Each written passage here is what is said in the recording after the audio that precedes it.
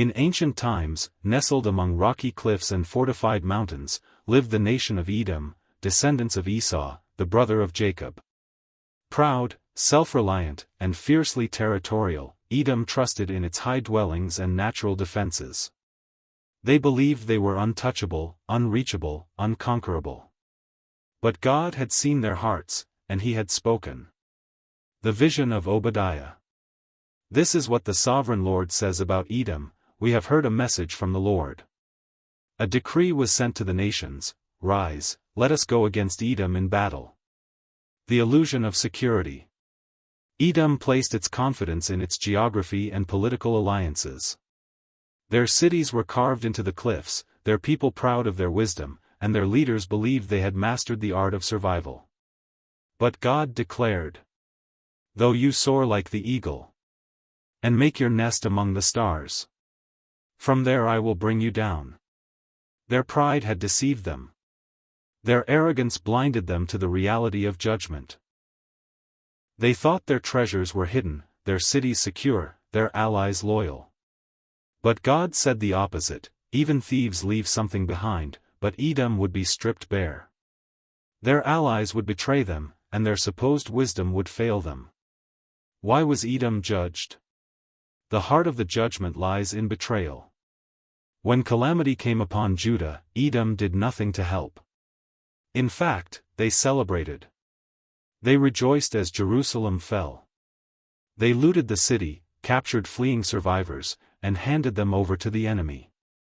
You should not gloat over your brother in the day of his misfortune. This was not just political opportunism, it was a violation of ancient brotherhood. Edom, the brother of Israel, chose violence over loyalty, cruelty over compassion. The day of the Lord. Then the prophecy expands beyond Edom. The Lord speaks not just to one nation, but to all. The day of the Lord is near for all nations. As you have done, it will be done to you. Your deeds will return upon your own head. God's justice is universal. Every nation is accountable. The fall of Edom is not isolated, it is a warning to all who exalt themselves through pride, violence, and betrayal. Hope for Zion.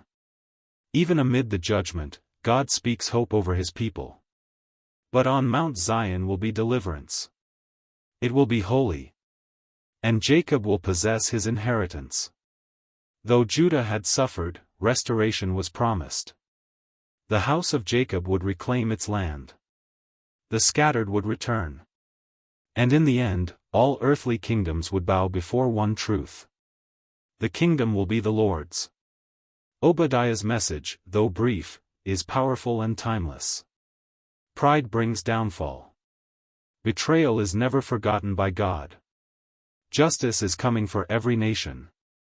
God's people will be restored, and his kingdom will reign forever. We've delved into the profound message of Obadiah, witnessing the stark warning against Edom's pride and betrayal. Its brevity does not diminish its power. Rather, it underscores the swift and certain nature of divine justice. Now, to fully grasp the weight and directness of this singular prophetic book, let's turn to the very words of Scripture. As we move into the original text of Obadiah chapter 1, verse by verse, allow these ancient prophecies to resonate with you, offering timeless insights into God's sovereignty and his unwavering commitment to justice and restoration.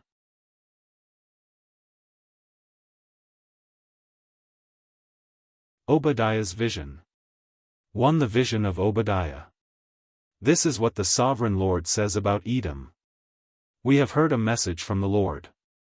An envoy was sent to the nations to say, "Rise, let us go against her for battle." 2. See, I will make you small among the nations. You will be utterly despised. 3. The pride of your heart has deceived you. You who live in the clefts of the rocks, and make your home on the heights. You who say to yourself, "Who can bring me down to the ground?"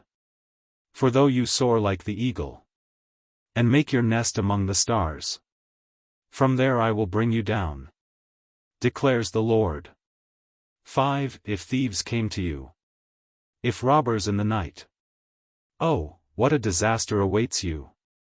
Would they not steal only as much as they wanted? If grape pickers came to you, would they not leave a few grapes? 6. But how Esau will be ransacked, his hidden treasures pillaged. 7. All your allies will force you to the border. Your friends will deceive and overpower you. Those who eat your bread will set a trap for you, but you will not detect it. 8. In that day, declares the Lord, will I not destroy the wise men of Edom, those of understanding in the mountains of Esau? 9. Your warriors, Taman, will be terrified, and everyone in Esau's mountains will be cut down in the slaughter. 10. Because of the violence against your brother Jacob, you will be covered with shame. You will be destroyed forever.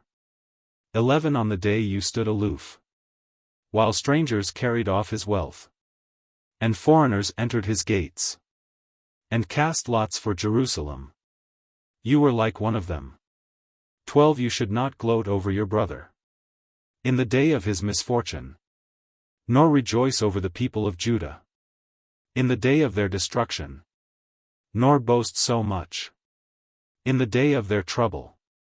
13. You should not march through the gates of my people in the day of their disaster, nor gloat over them in their calamity in the day of their disaster, nor seize their wealth in the day of their disaster.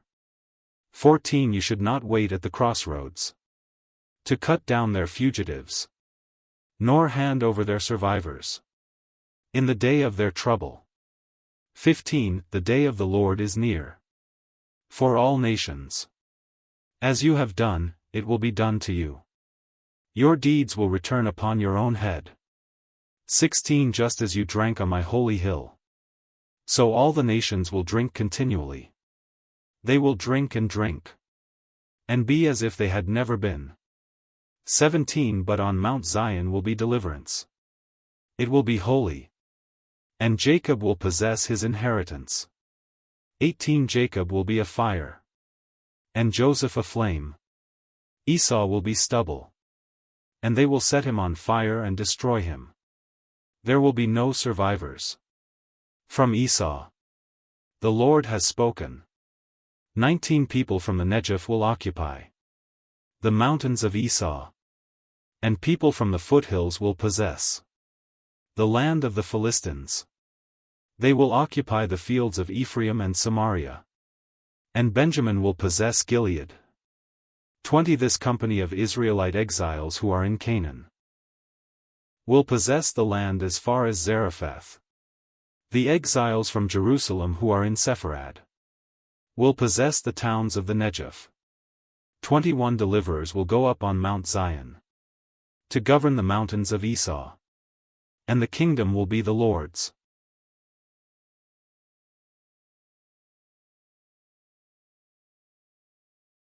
Thank you for joining us. We trust that this exploration of Obadiah chapter 1 has given you a deeper appreciation for God's unwavering justice and the power of His word. The fall of Edom serves as a profound reminder that pride brings downfall and betrayal is never forgotten.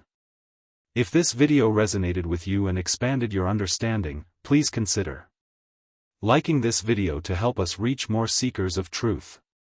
Commenting below with your reflections, questions, or what stood out to you most. We love hearing from our community. Subscribing to our channel for more impactful journeys through biblical prophecy and divine messages. Turning on notifications so you never miss our new releases. Joining our growing community or supporting our mission, if you feel led, to help us continue creating content that illuminates Scripture. Your engagement and support empower us to keep sharing these vital truths. Thank you for being a part of our journey.